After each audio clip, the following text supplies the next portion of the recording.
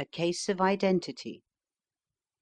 "My dear fellow," said Sherlock Holmes as we sat on either side of the fire in his lodgings at Baker Street, "life is infinitely stranger than anything which the mind of man could invent. We would not dare to conceive the things which are really mere commonplaces of existence.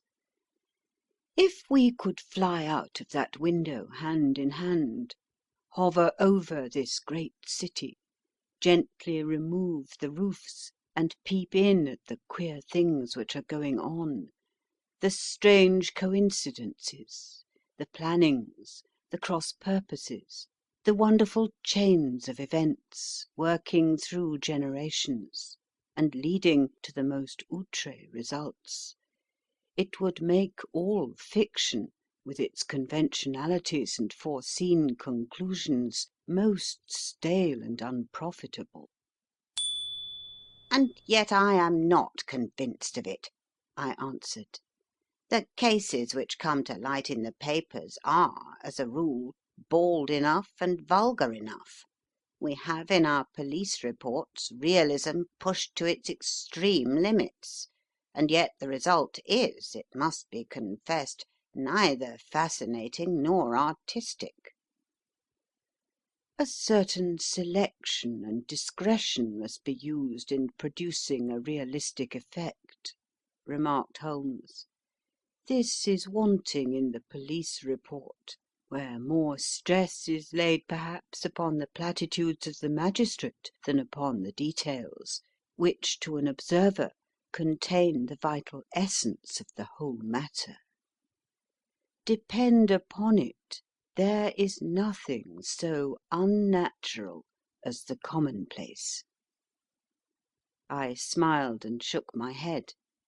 "I can quite understand your thinking so," I said.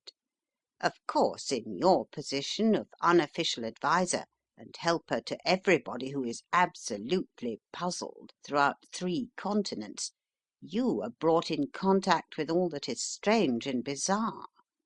But here," I picked up the morning paper from the ground, "let us put it to a practical test. Here is the first heading upon which I come: 'A husband's cruelty to his wife.' There is half a column of print, but I know without reading it that it is all perfectly familiar to me. There is, of course, the other woman, the drink, the push, the blow, the bruise, the sympathetic sister or landlady. The crudest of writers could invent nothing more crude." "Indeed, your example is an unfortunate one for your argument," said Holmes, taking the paper and glancing his eye down it. "This is the Dundas separation case, and, as it happens, I was engaged in clearing up some small points in connection with it. The husband was a teetotaler. There was no other woman, and the conduct complained of was that he had drifted into the habit of winding up every meal by taking out his false teeth and hurling them at his wife, which, you will allow, is not an action likely to occur to the imagination of the average story-teller. Take a pinch of snuff, Doctor, and acknowledge that I have scored over you in your example." He held out his snuff box of old gold with a great amethyst in the centre of the lid. Its splendour was in such contrast to his homely ways and simple life that I could not help commenting upon it. "Ah," said he, "I forgot that I had not seen you for some weeks. It is a little souvenir from the King of Bohemia, in return for my assistance in the case of the Irene Adler papers." "And the ring?" I asked, glancing at a remarkable brilliant which sparkled upon his finger.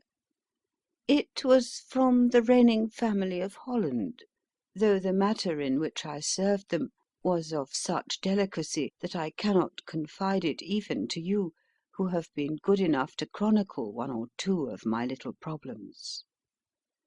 And have you any on hand just now?" I asked with interest. "Some 10 or 12, but none which present any feature of interest.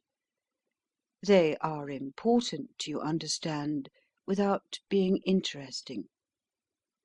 Indeed, I have found that it is usually in unimportant matters that there is a field for the observation, and for the quick analysis of cause and effect which gives the charm to an investigation. The larger crimes are apt to be the simpler, for the bigger the crime, the more obvious, as a rule, is the motive. In these cases, save for one rather intricate matter which has been referred to me from Marseilles, there is nothing which presents any features of interest. It is possible, however, that I may have something better before very many minutes are over, for this is one of my clients, or I am much mistaken." He had risen from his chair, and was standing between the parted blinds, gazing down into the dull, neutral-tinted London street. Looking over his shoulder, I saw that on the pavement opposite there stood a large woman with a heavy fur boa round her neck, and a large curling red feather in a broad-brimmed hat, which was tilted in a coquettish Duchess of Devonshire fashion over her ear. From under this great panoply she peeped up in a nervous, hesitating fashion at our windows, while her body oscillated backward and forward, and her fingers fidgeted with her glove buttons. Suddenly, with a plunge, as of the swimmer who leaves the bank, she hurried across the road, and we heard the sharp clang of the bell. "I have seen those symptoms before," said Holmes, throwing his cigarette into the fire. "Oscillation upon the pavement always means an affaire de coeur. She would like advice, but is not sure that the matter is not too delicate for communication. And yet even here we may discriminate. When a woman has been seriously wronged by a man, she no longer oscillates, and the usual symptom is a broken bell wire. Here we may take it that there is a love matter, but that the maiden is not so much angry as perplexed or grieved. But here she comes in person to resolve our doubts." As he spoke there was a tap at the door, and the boy in buttons entered to announce Miss Mary Sutherland, while the lady herself loomed behind his small black figure like a full-sailed merchantman behind a tiny pilot-boat. Sherlock Holmes welcomed her with the easy courtesy for which he was remarkable, and having closed the door and bowed her into an armchair, he looked her over in the minute and yet abstracted fashion which was peculiar to him. "Do you not find," he said, "that with your short sight it is a little trying to do so much typewriting?" "I did at first," she answered, "but now I know where the letters are without looking." Then, suddenly realizing the full purport of his words, she gave a violent start and looked up, with fear and astonishment upon her broad, good-humoured face. "You've heard about me, Mr. Holmes," she cried, "else how could you know all that?" "Never mind," said Holmes, laughing. "It is my business to know things. Perhaps I have trained myself to see what others overlook. If not, why should you come to consult me?" "I came to you, sir, because I heard of you from Mrs. Etheridge, whose husband you found so easy when the police and everyone had given him up for dead. Oh, Mr. Holmes, I wish you would do as much for me. I am not rich, but still I have 100 a year in my own right, besides the little that I make by the machine, and I would give it all to know what has become of Mr. Hosmer Angel." "Why did you come away to consult me in such a hurry?" asked Sherlock Holmes, with his finger tips together and his eyes to the ceiling. Again a startled look came over the somewhat vacuous face of Miss Mary Sutherland. "Yes, I did bang out of the house," she said, "for it made me angry to see the easy way in which Mr. Windybank, that is, my father, took it all. He would not go to the police, and he would not go to you, and so at last, as he would do nothing, and kept on saying that there was no harm done, it made me mad, and I just on with my things and came right away to you." "Your father," said Holmes. "Your stepfather, surely, since the name is different?" "Yes, my stepfather. I call him father, though it sounds funny too, for he is only 5 years and 2 months older than myself." "And your mother is alive?" "Oh, yes, mother is alive and well. I wasn't best pleased, Mr. Holmes, when she married again so soon after father's death, and a man who was nearly 15 years younger than herself. Father was a plumber in the Tottenham Court Road, and he left a tidy business behind him, which mother carried on with Mr. Hardy, the foreman. But when Mr. Windybank came he made her sell the business, for he was very superior, being a traveller in wines. They got 4,700 for the goodwill and interest, which wasn't near as much as father could have got if he had been alive." I had expected to see Sherlock Holmes impatient under this rambling and inconsequential narrative, but on the contrary he had listened with the greatest concentration of attention. "Your own little income," he asked, "does it come out of the business?" "Oh, no, sir, it is quite separate, and was left me by my Uncle Ned in Auckland. It is in New Zealand stock, paying 4.5%. £2,500 was the amount, but I can only touch the interest." "You interest me extremely," said Holmes, "and since you draw so large a sum as 100 a year, with what you earn into the bargain, you no doubt travel a little, and indulge yourself in every way. I believe that a single lady can get on very nicely upon an income of about £60. "I could do with much less than that, Mr. Holmes, but you understand that as long as I live at home I don't wish to be a burden to them, and so they have the use of the money just while I am staying with them. Of course, that is only just for the time. Mr. Windybank draws my interest every quarter and pays it over to mother, and I find that I can do pretty well with what I earn at typewriting. It brings me twopence a sheet, and I can often do from 15 to 20 sheets in a day." "You have made your position very clear to me," said Holmes.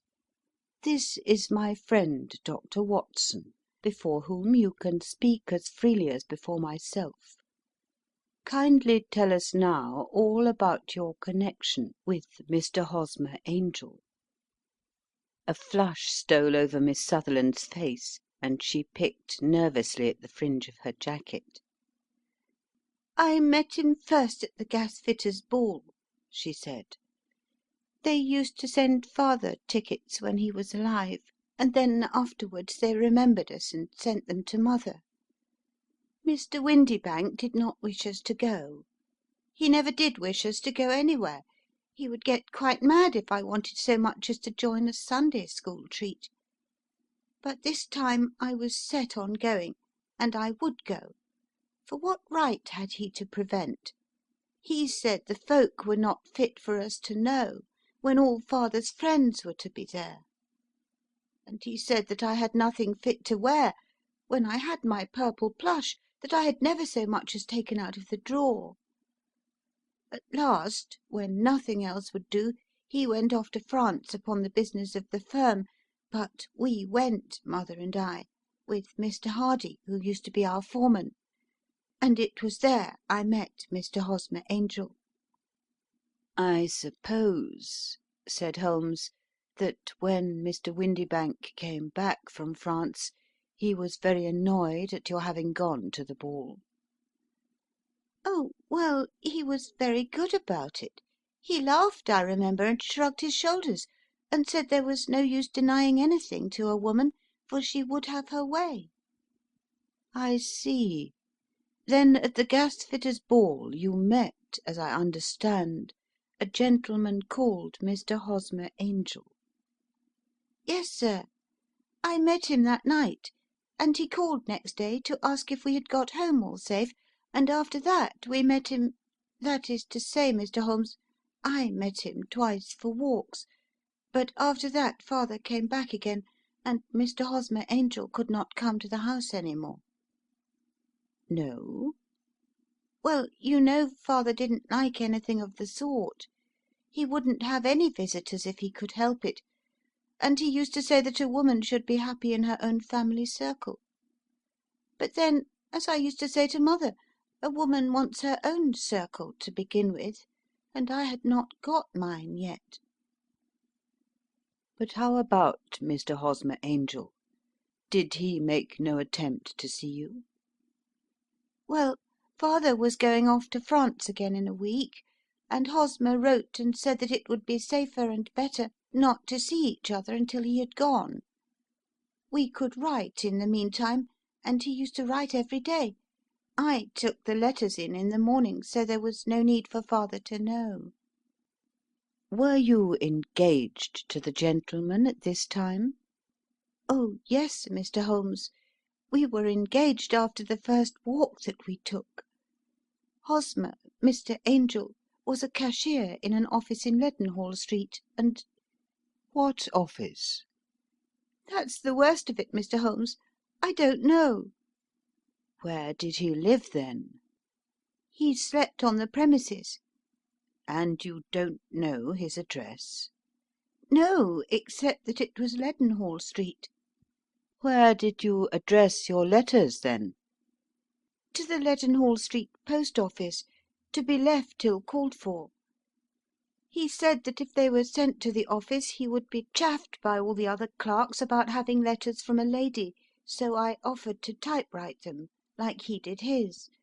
But he wouldn't have that, for he said that when I wrote them they seemed to come from me, but when they were typewritten he always felt that the machine had come between us. That will just show you how fond he was of me, Mr. Holmes, and the little things that he would think of." "It was most suggestive," said Holmes. "It has long been an axiom of mine that the little things are infinitely the most important. Can you remember any other little things about Mr. Hosmer Angel?" "He was a very shy man, Mr. Holmes. He would rather walk with me in the evening than in the daylight, for he said that he hated to be conspicuous. Very retiring and gentlemanly he was. Even his voice was gentle. He'd had the quinsy and swollen glands when he was young, he told me, and it had left him with a weak throat, and a hesitating, whispering fashion of speech. He was always well dressed, very neat and plain, but his eyes were weak, just as mine are, and he wore tinted glasses against the glare." "Well, and what happened when Mr. Windibank, your stepfather, returned to France?" "Mr. Hosmer Angel came to the house again, and proposed that we should marry before father came back. He was in dreadful earnest, and made me swear, with my hands on the Testament, that whatever happened I would always be true to him. Mother said he was quite right to make me swear, and that it was a sign of his passion. Mother was all in his favour from the first, and was even fonder of him than I was. Then, when they talked of marrying within the week, I began to ask about father, but they both said never to mind about father, but just to tell him afterwards, and mother said she would make it all right with him. I didn't quite like that, Mr. Holmes. It seemed funny that I should ask his leave, as he was only a few years older than me, but I didn't want to do anything on the sly, so I wrote to father at Bordeaux, where the company has its French offices, but the letter came back to me on the very morning of the wedding." It missed him, then? Yes, sir, for he had started to England just before it arrived. Ah, that was unfortunate. Your wedding was arranged, then, for the Friday. Was it to be in church? Yes, sir, but very quietly. It was to be at St. Saviour's, near King's Cross, and we were to have breakfast afterwards at the St. Pancras Hotel. Hosmer came for us in a hansom, but as there were two of us, he put us both into it, and stepped himself into a four-wheeler, which happened to be the only other cab in the street. We got to the church first, and when the four-wheeler drove up, we waited for him to step out. But he never did, and when the cabman got down from the box and looked, there was no one there. The cabman said that he could not imagine what had become of him, for he had seen him get in with his own eyes. That was last Friday, Mr. Holmes, and I have never seen or heard anything since then to throw any light upon what became of him. It seems to me that you have been very shamefully treated, said Holmes. Oh, no, sir. He was too good and kind to leave me so. Why, all the morning he was saying to me that whatever happened I was to be true, and that even if something quite unforeseen occurred to separate us, I was always to remember that I was pledged to him, and that he would claim his pledge sooner or later. It seemed strange talk for a wedding morning, but what has happened since gives a meaning to it. Most certainly it does. Your own opinion is, then, that some unforeseen catastrophe has occurred to him? Yes, sir. I believe that he foresaw some danger, or else he would not have talked so. And then I think that what he foresaw happened. But you have no notion as to what it could have been? None. One more question. How did your mother take the matter? She was angry, and said that I was never to speak of the matter again. And your father? Did you tell him? Yes, and he seemed to think with me that something had happened, and that I should hear of Hosmer again. As he said, what interest could anyone have in bringing me to the doors of the church and then leaving me? Now, if he had borrowed my money, or if he had married me and got my money settled on him, there might be some reason. But Hosmer was very independent about money, and never would look at a shilling of mine. And yet what could have happened? And why could he not write? Oh, it drives me half mad to think of it, and I can't sleep a wink at night. She pulled a little handkerchief out of her muff and began to sob heavily into it. "I shall glance into the case for you," said Holmes, rising, "and I have no doubt that we shall reach some definite result. Let the weight of the matter rest upon me now, and do not let your mind dwell upon it further. Above all, try to let Mr. Hosmer Angel vanish from your memory, as he has done from your life." Then you don't think I'll see him again? "I fear not." Then what has happened to him? You will leave that question in my hands. I should like an accurate description of him, and any letters of his which you can spare. I advertised for him in last Saturday's Chronicle, said she. Here is the slip, and here are 4 letters from him. Thank you. And your address? Number 31, Lion Place, Camberwell. Mr. Angel's address you never had, I understand. Where is your father's place of business?" "He travels for Westhouse and Marbank, the great claret importers of Fenchurch Street." "Thank you. You have made your statement very clearly. You will leave the papers here, and remember the advice which I have given you. Let the whole incident be a sealed book, and do not allow it to affect your life." "You are very kind, Mr. Holmes, but I cannot do that. I shall be true to Hosmer. He shall find me ready when he comes back." For all the preposterous hat and the vacuous face, there was something noble in the simple faith of our visitor which compelled our respect. She laid her little bundle of papers upon the table and went her way, with a promise to come again whenever she might be summoned. Sherlock Holmes sat silent for a few minutes with his fingertips still pressed together, his legs stretched out in front of him, and his gaze directed upward to the ceiling. Then he took down from the rack the old and oily clay pipe, which was to him as a counsellor, and having lit it, he leaned back in his chair, with the thick blue cloud wreaths spinning up from him, and a look of infinite languor in his face. "Quite an interesting study, that maiden," he observed. "I found her more interesting than her little problem, which, by the way, is rather a trite one.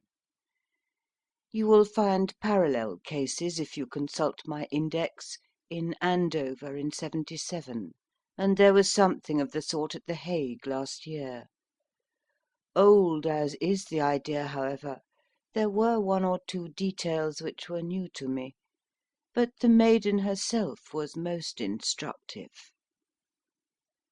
"You appeared to read a good deal upon her which was quite invisible to me," I remarked. "Not invisible, but unnoticed, Watson. You did not know where to look, and so you missed all that was important. I can never bring you to realize the importance of sleeves, the suggestiveness of thumbnails, or the great issues that may hang from a bootlace. Now, what did you gather from that woman's appearance? Describe it." "Well, she had a slate-coloured, broad-brimmed straw hat, with a feather of a brickish red. Her jacket was black, with black beads sewn upon it, and a fringe of little black jet ornaments. Her dress was brown, rather darker than coffee colour, with a little purple plush at the neck and sleeves. Her gloves were greyish, and were worn through at the right forefinger. Her boots I didn't observe. She had small round hanging gold earrings, and a general air of being fairly well to do in a vulgar, comfortable, easy-going way." Sherlock Holmes clapped his hands softly together and chuckled. "Upon my word, Watson, you are coming along wonderfully. You have really done very well indeed. It is true that you have missed everything of importance, but you have hit upon the method, and you have a quick eye for colour. Never trust to general impressions, my boy, but concentrate yourself upon details. My first glance is always at a woman's sleeve. In a man it is perhaps better first to take the knee of the trouser. As you observe, this woman had plush upon her sleeves, which is a most useful material for showing traces. The double line a little above the wrist, where the typewritist presses against the table, was beautifully defined.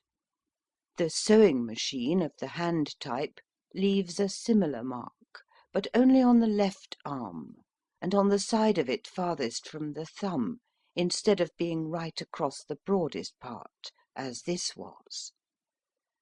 I then glanced at her face, and observing the dint of a pince nez at either side of her nose, I ventured a remark upon short sight and typewriting, which seemed to surprise her. "It surprised me." "But surely it was obvious?" I was then much surprised and interested, on glancing down, to observe that, though the boots which she was wearing were not unlike each other, they were really odd ones, the one having a slightly decorated toe cap, and the other a plain one. One was buttoned only in the 2 lower buttons out of 5, and the other at the first, third, and fifth. Now, when you see that a young lady, otherwise neatly dressed, has come away from home with odd boots, half buttoned, it is no great deduction to say that she came away in a hurry. "And what else?" I asked, keenly interested, as I always was, by my friend's incisive reasoning. "I noted in passing that she had written a note before leaving home, but after being fully dressed. You observed that her right glove was torn at the forefinger, but you did not apparently see that both glove and finger were stained with violet ink. She had written in a hurry and dipped her pen too deep. It must have been this morning, or the mark would not remain clear upon the finger. All this is amusing, though rather elementary. But I must go back to business, Watson. Would you mind reading me the advertised description of Mr. Hosmer Angel?" I held the little printed slip to the light. "Missing," it said, "on the morning of the 14th, a gentleman named Hosmer Angel, about 5 feet 7 inches in height, strongly built, sallow complexion, black hair, a little bald in the centre, bushy black side whiskers and moustache, tinted glasses, slight infirmity of speech. Was dressed, when last seen, in black frock coat faced with silk, black waistcoat, gold Albert chain, and grey Harris tweed trousers, with brown gaiters over elastic sided boots. Known to have been employed in an office in Leadenhall Street. Anybody bringing—" "That will do," said Holmes. "As to the letters," he continued, glancing over them, "they are very commonplace. Absolutely no clue in them to Mr. Angel, save that he quotes Balzac once. There is one remarkable point, however, which will no doubt strike you." "They are typewritten," I remarked. "Not only that, but the signature is typewritten. Look at the neat little Hosmer Angel at the bottom. There is a date, you see, but no superscription except Leadenhall Street, which is rather vague. The point about the signature is very suggestive. In fact, we may call it conclusive." "Of what?" "My dear fellow, is it possible you do not see how strongly it bears upon the case?" "I cannot say that I do, unless it were that he wished to be able to deny his signature if an action for breach of promise were instituted." "No, that was not the point. However, I shall write 2 letters which should settle the matter. One is to a firm in the City, the other is to the young lady's stepfather, Mr. Windibank, asking him whether he could meet us here at 6 o'clock tomorrow evening. It is just as well that we should do business with the male relatives. And now, Doctor, we can do nothing until the answers to those letters come, so we may put our little problem upon the shelf for the interim." I had had so many reasons to believe in my friend's subtle powers of reasoning and extraordinary energy in action, that I felt that he must have had some solid grounds for the assured and easy demeanour with which he treated the singular mystery which he had been called upon to fathom. Once only had I known him to fail, in the case of the King of Bohemia and of the Irene Adler photograph. But when I looked back to the weird business of the Sign of Four, and the extraordinary circumstances connected with the study in scarlet, I felt that it would be a strange tangle indeed which he could not unravel. I left him then, still puffing at his black clay pipe, with the conviction that when I came again on the next evening I would find that he held in his hands all the clues which would lead up to the identity of the disappearing bridegroom of Miss Mary Sutherland. A professional case of great gravity was engaging my own attention at the time, and the whole of next day I was busy at the bedside of the sufferer. It was not until close upon 6 o'clock that I found myself free, and was able to spring into a hansom and drive to Baker Street, half afraid that I might be too late to assist at the dénouement of the little mystery. I found Sherlock Holmes alone, however, half asleep, with his long thin form curled up in the recesses of his armchair.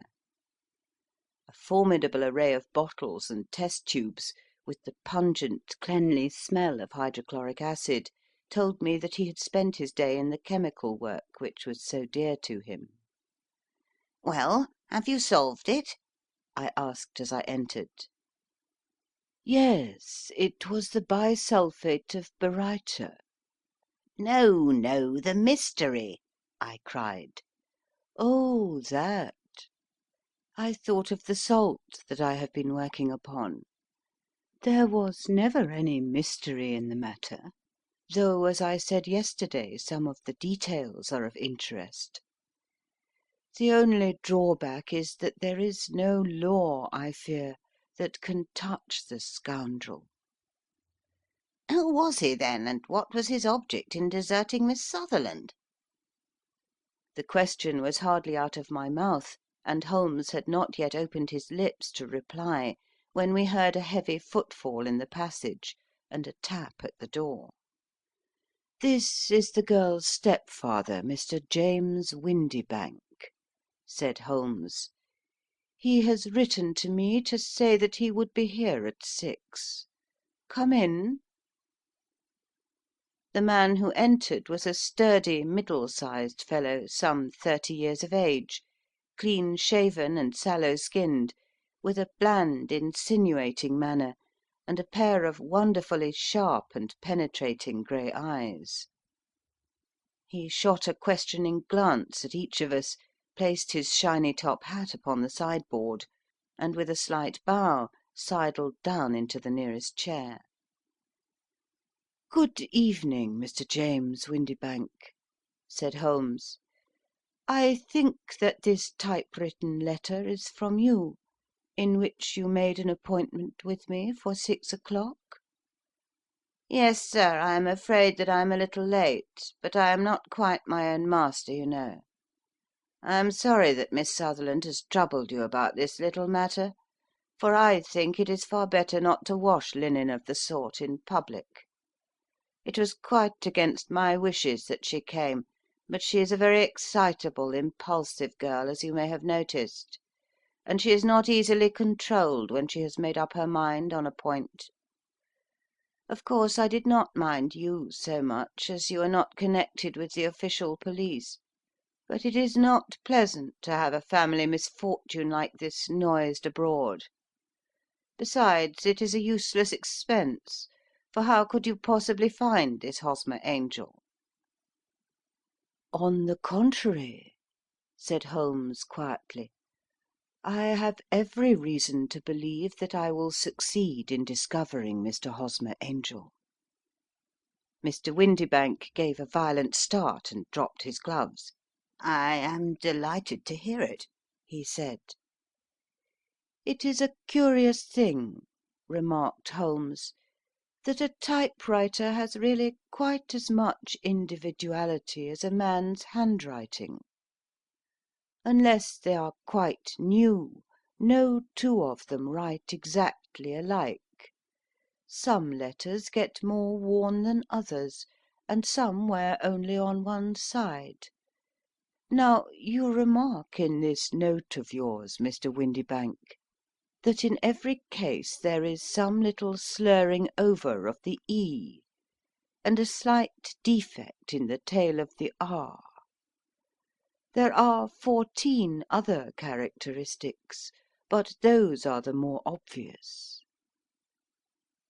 We do all our correspondence with this machine at the office, and no doubt it is a little worn, our visitor answered, glancing keenly at Holmes with his bright little eyes. And now I will show you what is really a very interesting study, Mr. Windibank, Holmes continued. I think of writing another little monograph some of these days on the typewriter and its relation to crime. It is a subject to which I have devoted some little attention. I have here 4 letters which purport to come from the missing man. They are all typewritten. In each case, not only are the E's slurred and the R's tailless, but you will observe, if you care to use my magnifying lens, that the 14 other characteristics to which I have alluded are there as well. Mr. Windibank sprang out of his chair and picked up his hat. "I cannot waste time over this sort of fantastic talk, Mr. Holmes," he said. "If you can catch the man, catch him, and let me know when you have done it." "Certainly," said Holmes, stepping over and turning the key in the door. "I let you know, then, that I have caught him." "What? Where?" shouted Mr. Windibank, turning white to the lips, and glancing about him like a rat in a trap. "Oh, it won't do, really it won't," said Holmes suavely. "There is no possible getting out of it, Mr. Windibank. It is quite too transparent, and it was a very bad compliment when you said that it was impossible for me to solve so simple a question. That's right. Sit down and let us talk it over." Our visitor collapsed into a chair with a ghastly face and a glitter of moisture on his brow. It's not actionable," he stammered. "I am very much afraid that it is not. But between ourselves, Windibank, it was as cruel and selfish and heartless a trick, in a petty way, as ever came before me. Now, let me just run over the course of events, and you will contradict me if I go wrong." The man sat huddled up in his chair, with his head sunk upon his breast, like one who is utterly crushed. Holmes stuck his feet up on the corner of the mantelpiece, and leaning back with his hands in his pockets, began talking, rather to himself, as it seemed, than to us. "The man married a woman very much older than himself, for her money," said he, "and he enjoyed the use of the money of the daughter as long as she lived with them. It was a considerable sum for people in their position, and the loss of it would have made a serious difference. It was worth an effort to preserve it. The daughter was of a good, amiable disposition, but affectionate and warm-hearted in her ways, so that it was evident that with her fair personal advantages and her little income she would not be allowed to remain single long. Now, her marriage would mean, of course, the loss of 100 a year. So what does her stepfather do to prevent it? He takes the obvious course of keeping her at home, and forbidding her to seek the company of people of her own age. But soon he found that that would not answer for ever. She became restive, insisted upon her rights, and finally announced her positive intention of going to a certain ball. What does her clever stepfather do then? He conceives an idea more creditable to his head than to his heart. With the connivance and assistance of his wife, he disguised himself, covered those keen eyes with tinted glasses, masked the face with a moustache and a pair of bushy whiskers, sunk that clear voice into an insinuating whisper, and doubly secure on account of the girl's short sight, he appears as Mr. Hosmer Angel, and keeps off other lovers by making love himself. "It was only a joke at first," groaned our visitor. "We never thought that she would have been so carried away." "Very likely not. However that may be, the young lady was very decidedly carried away, and having quite made up her mind that her stepfather was in France, the suspicion of treachery never for an instant entered her mind. She was flattered by the gentleman's attentions, and the effect was increased by the loudly expressed admiration of her mother. Then Mr. Angel began to call, for it was obvious that the matter should be pushed as far as it would go, if a real effect were to be produced. There were meetings, and an engagement, which would finally secure the girl's affections from turning towards anyone else. But the deception could not be kept up forever. These pretended journeys to France were rather cumbrous.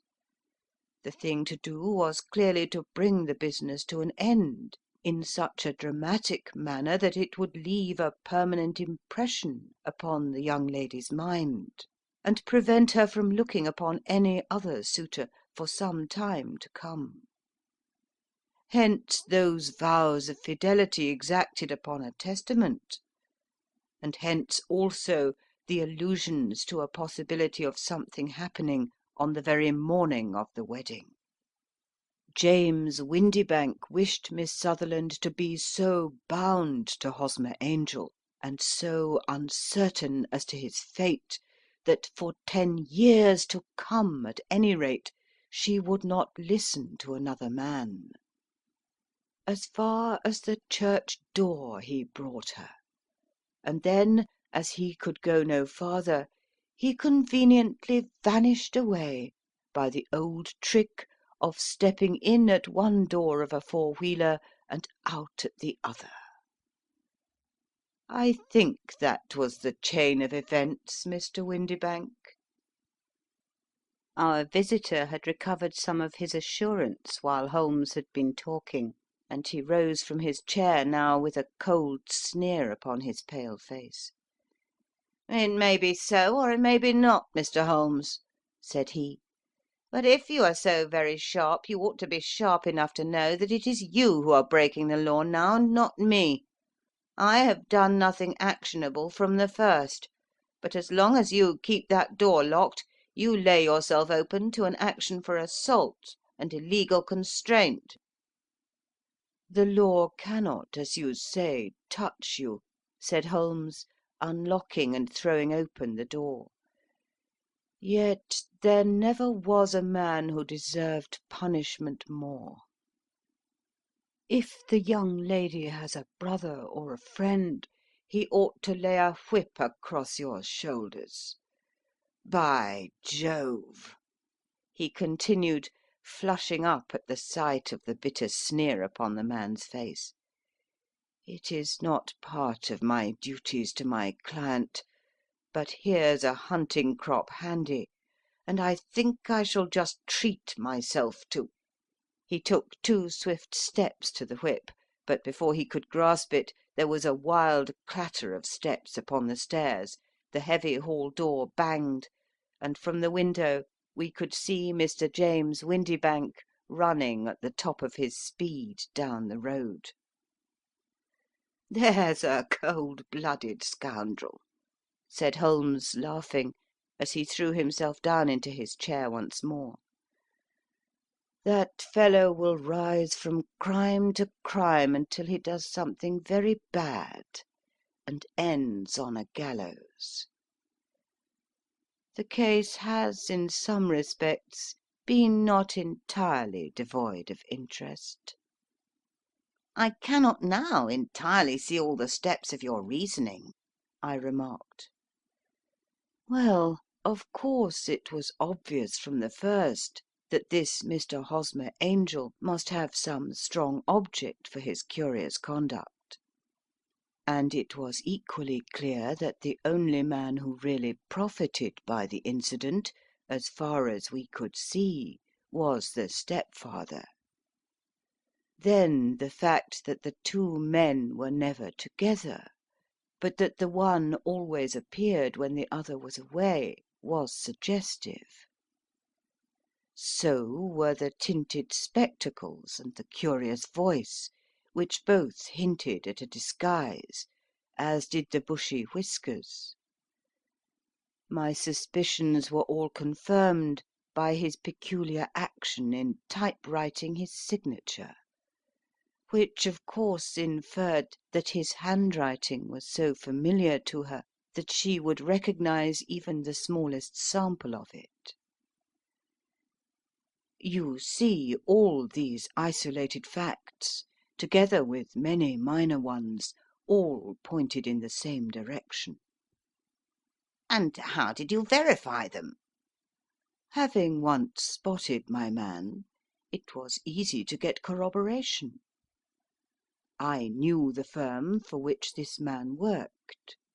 Having taken the printed description, I eliminated everything from it which could be the result of a disguise, the whiskers, the glasses, the voice, and I sent it to the firm with a request that they would inform me whether it answered to the description of any of their travellers. I had already noticed the peculiarities of the typewriter, and I wrote to the man himself at his business address, asking him if he would come here. As I expected, his reply was typewritten, and revealed the same trivial but characteristic defects. The same post brought me a letter from Westhouse and Marbank of Fenchurch Street, to say that the description tallied in every respect with that of their employé, James Windibank. Voilà tout." "And Miss Sutherland?" "If I tell her, she will not believe me. You may remember the old Persian saying, 'There is danger for him who taketh the tiger cub, and danger also for whoso snatches a delusion from a woman.' There is as much sense in Hafiz as in Horace, and as much knowledge of the world."